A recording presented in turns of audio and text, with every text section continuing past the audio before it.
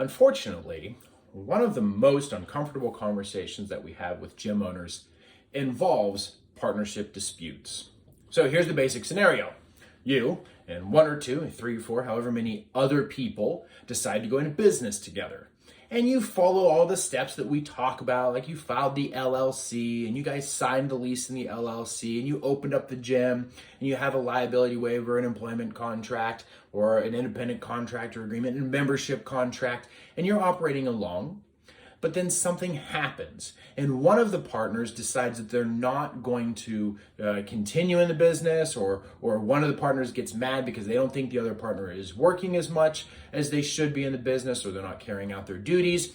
And when money gets involved, everything gets muddy and one of the partners wants the other partner out of the LLC.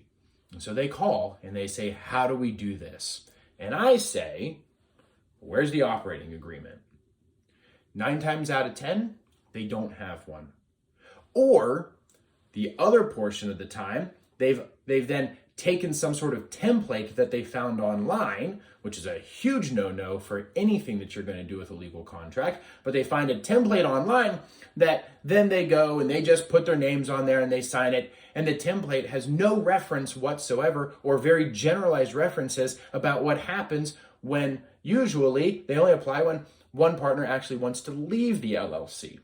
These operating agreements don't even talk about how to kick a partner out of the LLC, and that's usually what we need to be able to do. It's not that somebody wants to leave. That's actually a pretty easy process. It's when somebody wants to kick somebody out of the LLC. So, look at the operating agreement. When is a good time to get an operating agreement? Right now.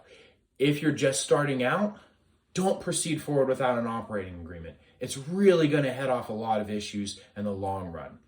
If you've been in business for years and you don't have an operating agreement and everybody is still relatively happy with what's going on, get the operating agreement now, because when problems occur, you want to have that document that says, here's how we resolve the problems. And don't just find a template online. You need it to be customized to you, your partners, your individual preferences, and your individual situation.